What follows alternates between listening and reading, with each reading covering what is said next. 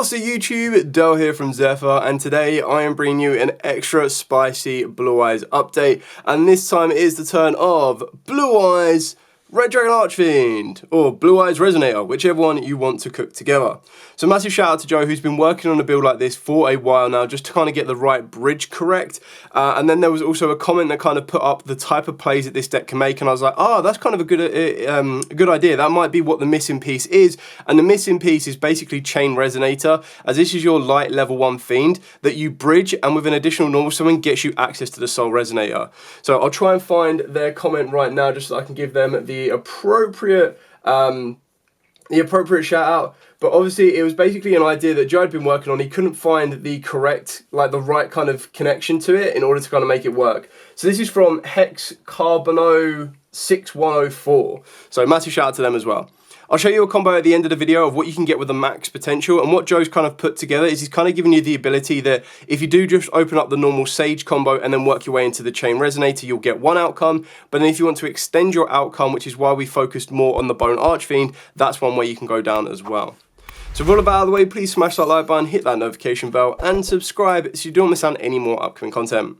So diving head first into the profile, I'm not going to spend too long on this one, just for the pure fact that it is relatively the same of 2 Blue Eyes and 1 Jet. Like I said, Jet only ever really changes if you're going down a fusion route or a ritual route.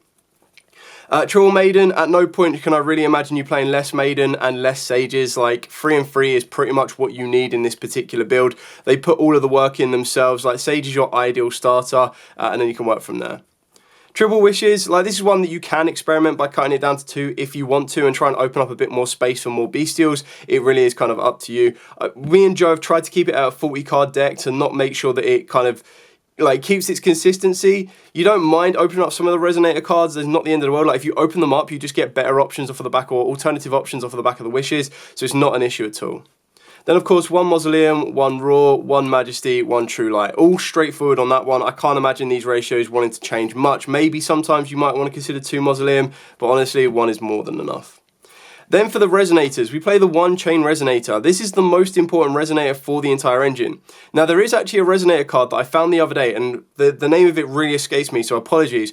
But basically it was a Resonator that I thought was really funny, because what you can do, and actually I'll tell you what I'll do is I'll Google it now. Light Fiend Resonator. It's had like 3 prints, but the other one was it was printed in the structure deck. There it is, Barrier Resonator. So this was printed in the 2-player structure deck the other year. And what makes it so good is during either player's turn, you get to send this card from the hand to the graveyard to then target a tuner you control. This turn it can't be destroyed by battle, and you take no battle damage from attacks involving it. So what I found was really funny about that is you could discard that during either your turn or your opponent's turn, and discard it on top of a Maiden, and the Maiden can then trigger to bring one back from the graveyard. So either bring back another tuner or you bring back a Blue Eyes. And especially if you're going down the secret village lot that I've showed you in some other profiles, is you can then make your Maiden like a mini towers that they just can't get past. And I thought that was quite funny, because you could do that in this version if you wanted to. Anyway, so we've got the 1 Chain Resonator. So when this card is normal summoned, while a Synchro monster is on the field, which you will do by the time you get to the Blue Eyes, because you get to Blue Eyes Spirit Dragon, and then you normal summon this card as your additional normal summon, you get to special summon a Resonator monster from the deck except itself. So the one you special is the Soul Resonator. If this is normal or special, you get to add a level 4 or lower Fiend monster from the deck to the hand except itself. Now, in the lesser combo, where you don't hard open up the Bone Archfiend, you search out the Bone Archfiend. If you do already see the Bone Archfiend and you use this to be discarded off of the back of the Wishes, which is your ideal play, it then opens up the door that Soul Resonator can search out a Vision Resonator for extension plays, or of course a Synchron Resonator. The reason that we've gone with 2 Synchron Resonators rather than bumping up anything else is for the pure fact that a Synchron Resonator, as long as there is a Synchro monster on the field, you can just extend with it. And that can be really, really helpful, because you just go this plus Blue Eyes, and that starts opening up the doors to get into either another Spirit Dragon, or, of course, you can get into... you can work your way into like a Dark Dragon, and then work your way into your Hot Red Dragon Archfiend Abyss. So it's just kind of like a nice extension. Obviously you can't use Blue Eyes off the back of it, but getting 2 Spirit Dragons works your way into a Dark, because you can go into Spirit Dragon number 1 will get you Crimson Dragon, Spirit Dragon number 2 can get you your Blue Eyes Ultimate Spirit Dragon, and then you tag out the Crimson Dragon, and that can then start unlocking some other level 12 plays for you. Or of course in this version what you're going to be doing more times than not is you're going to start unlocking level 10 Synchro plays for you, and we'll go through those in a second. So you go with two Synchron Resonator, and then the most important card is your triple Bone Archfiend. The reason this is the most important card is if this card is in the hand or graveyard, you send another card from the hand or field to the graveyard to special summon this card.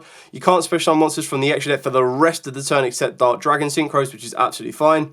You get to target a face-up monster you control that has a level and then send a Fiend Tuner from your hand or deck to the graveyard, and if you do, increase or decrease the level of that card.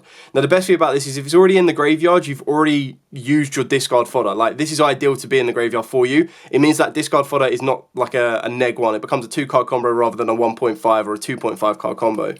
So that's when you get the best benefit of it. Obviously, if you have to search this, and then it means you need to send your Mausoleum in order to get it to the board, you lose a little bit more advantage. So that's why we're maxing out on the Bone Archfiend, and it's also why we're playing the One Foolish Burial, because to get Bone Archfiend to the graveyard is really, really important in this build. Then of course we've got the one Crimson Gaia and the one Red Zone. So I've tried to give it like a quarter of the deck's worth to be Resonator-esque or Red Dragon Archfiend-esque cards, which work out really, really nicely. You can change out the Red Zone for the other one, which is like your opponent's level 5 or highest kind of attack. I might have it to one side. So you can go down that route if you want to. Yeah, red screen, there you go. And then another option I was considering for the deck as well is playing the Earthbound Prisoner, Stone Sweeper. But I would only play this card if I'm playing more Bestials, because there's only playing 2 Bestials in this build. But if I was to sub out more of the hand traps and put in more Bestials like a Bull Drake and Lubelli and everything else like that, playing this card to search you out a level 3 or lower Fiend can be quite useful. But like I said, the only one you'd want to search would be your Chain Resonator, which you'd get off the back of the Blue Eyes cards anyway. So that would only come in if you are more focused on Bestials. So that's it for the Resonator engine. Moving on to the final part, which is obviously like the hand traps and then like consistency cards. So for the hand traps, pretty standard on this one. Double Ash, double Ogres, one of each Bestial Druid Swimmer Magnamute, 2 Effect Veilers, triple Imperm, and then a Pot Prosperity, just because you want to be digging for that Bone Archfiend, you want to be able to dig for this stage. So there's loads of cards you can dig through, and there is a little bit of flex in the extra deck. It just depends on what you're trying to gain access to and then what hand traps you eat along the way. Moving on to the extra deck. So for the extra deck, we'll just go over the fusions and the links because they're pretty standard on Blue Eyes Ultimate Neo and then Blue Eyes Tyrant, followed up by 2 of the link ones. If you want to fit in a Scarlight Red Dragon Archfiend, which I've got in the side deck at this moment in time, you can put in a cut one of the spirits, but I just feel for the grind game, this is actually really, really important.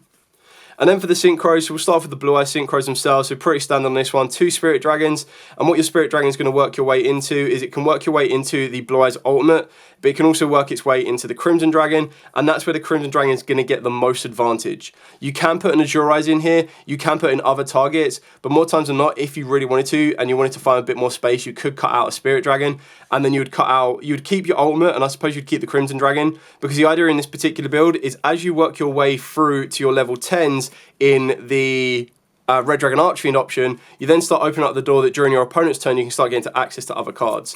So when you get to your level 10s, the level 10s you're going to want to get to will be your Bestial Dispatter, and then of course you can tag out into the Hot Red Dragon Archfiend Bane if you wanted to, or of course you can just go into Bane.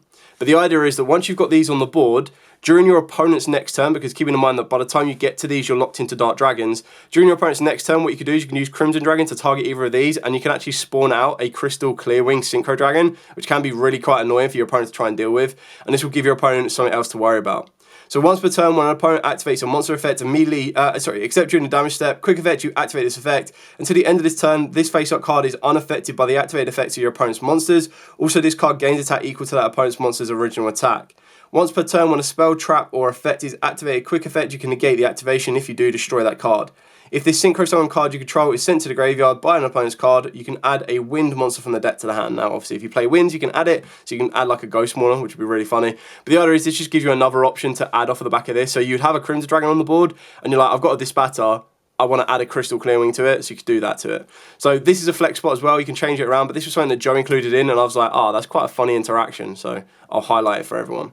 So like you see, in this particular version, you focus on your your Crimson Dragon getting into your level 12s more, but even then, like, you don't really need to worry about it too much. If you're like, I don't own Crimson Dragon, what can I play instead? You can play Azure Eyes, and you'd cut out the Crystal Clearwing, because this is like 20 quid a copy, and then you can just hard mate these level 10s through the Red Dragon Archfiend anyway. And then, of course, you do play the 1 Red Dragon Archfiend Abyss, 2 Red Dragon Archfiend, and then 1 Scarred Dragon Archfiend as well. So you'll see that we don't play the level 6 Red Dragon Archfiend because of the idea behind this build. It's not a Red Dragon Archfiend or a Crimson deck with a Blue Eyes engine. It's the other way around. It's a Blue Eyes deck with a Red Dragon Archfiend / Resonator engine. So you're not going to be getting your board with an empty board. So playing the red rising is not really going to help you because you're never really going to resolve it. If you did it the other way around, where you started on your red dragon archfiend combos and you used blue eyes to support it later on in the turn or for the grind game or for the next turn, then that might be a bit of a different story. But because we're going to be working through the consistency of our blue eyes cards to get us to where we need to go and then get into the resonators, that's when you kind of start adapting the extra deck to kind of look a bit more like this. So that's it for the entire profile. Now what I'm going to do is I'm going to show you a very basic 2-card combo that's going to work your way up in order to get into what I would say is probably the best hybrid end board of this particular deck. And it's going to be more back row control, but you're still going to have some very powerful synchro monsters on the board that's going to cause a lot of issues. So we'll be back in a second. So massive shout outs to Joe who's put this combo together. So it's Sage with Bone Archfiend as the discard. Now as you'll see as we present this combo out to you, this will give you a little bit more to the end board. Just because of the back of it, you can use Bone Archfiend as the discard, which gives you the most advantage. So you start off by normal summoning Sage, pretty standard on this one. Grab the Maiden, turn the Sage into the Link 1 Spirit. Spirit will then grab you Mausoleum, activate the Mausoleum, use Mausoleum's effect to send Blue Eyes to the grave, and now you've set up this ability. Now use Maiden to grab you your True Light to set you your wishes, and now of course you can use Spirit to tribute itself off to bring back the Blue Eyes. You can do that in any order that you wish, because this in turn will then bring back the Maiden. Activate the wishes, discarding the Bone Archfiend, grabbing you the Chain Resonator and the Majesty. Of course you can grab the Roar if you want to instead. Now keep in mind you can't really get the most advantage off the back of this until you make a synchro monster, so you're going to want to put both of these together after banishing the wishes and equipping the Neo to the Blue Eyes into a Spirit Dragon. Now you can use your additional normal summon of your Chain Resonator, which in turn will allow you to special summon out your Soul Resonator. Soul Resonator can now add you the Synchron Resonator as well, so that's how you're going to get the most advantage off the back of this. Then you can use your Bone Archfiend to send the Mausoleum of White to summon itself back, adapt the level of Soul Resonator so it becomes a level 4, send in a Vision Resonator from deck to the grave, which will grab you your Crimson Gaia. Activating the Crimson Gaia to grab you your Red Zone, so you now have a bit more control. And then you're going to synchro these two into an 8 to grab you your Scarred. Special summon down your Synchron Resonator, synchro these two together, going into a hot red, trigger off Scarred's effect to bring you out the Red Dragon Archfiend, and now of course you've got the ability of your Synchron as well to add you back your Vision Resonator. Use Vision Resonator to special summon itself down, synchro these two together and get you into a Disbatter. Now the only issue you've got is you've got Chain Reso kind of like stuck on the board at this moment in time, but you can still set your Red Zone and your Majesty. Now there might be a way to adapt this combo a little bit more efficiently, but just from those two cards, rather than like going into a Bestial Dispatch, you can actually hold back the Vision Resonator and then get into a second Archfiend Abyss if you wanted to, because you can use the Chain Resonator. Another option that you do have is if you went with Roar instead of the Majesty, you bring back the Blue Eyes and then there's another level Synchro 9, but you'd have to make that Synchro 9 before you use the Soul Resonator, which is obviously going to be very difficult to do because that locks you into dark synchros. So you'd have to make a level 9 synchro with a light tuner, and you need a Dark Dragon to make this. So it does get a little bit awkward, and that's the only big issue is you leave this in attack. So I suppose you could try and find a way that rather than using the Synchron Resonator, you synchro this off, but then you won't be able to add back the Vision Resonator. So there's ways to adapt this combo in a better way for you, depending on your playstyle. But the idea is that during your opponent's turn, what you have is you have the ability to negate with the Spirit Dragon and then tag out the Spirit Dragon. And this is where you can start getting a little bit fancy. Is you tag out the Spirit Dragon into a Crimson Dragon, and then you can use Crimson Dragon to target the Dark level 10 Dragon. Put this back, and then you can work your way into either the Bane, or of course you can work your way into the Crystal Wing. So you've been able to set up a bit more defense. Yes, of course this is still a weak spot if your opponent has a really fat stack monster, but you still have a pop 1 off the back of the Majesty, you still got a pop off the back of the Red Zone, you still got a revive off the back of the True Light as well, or the set off the True Light if you need to. So there's loads more that you can do, and the best thing about it is, even if you were to just go Spirit Dragon into something like a Moonlight because you decided to play that, or a Lightstorm Dragon and it would get destroyed, you also have the graveyard effect of the Resonator, that if a card or cards you control would be destroyed by card effect while you control Red Dragon Archfiend or a Synchro monster that mentions it, you get to banish this card from the graveyard instead. So as long as you put a card that mentions it, or of course this comes back to the board, then you'll have a way to protect it as well, which is really quite helpful. So thank you so much to Joe for the combo on that one. If you do have any questions, like I said before, put them in the comments down below. I will be more than happy to answer them for you. But for now, as absolutely always, stay safe and of course, happy dueling.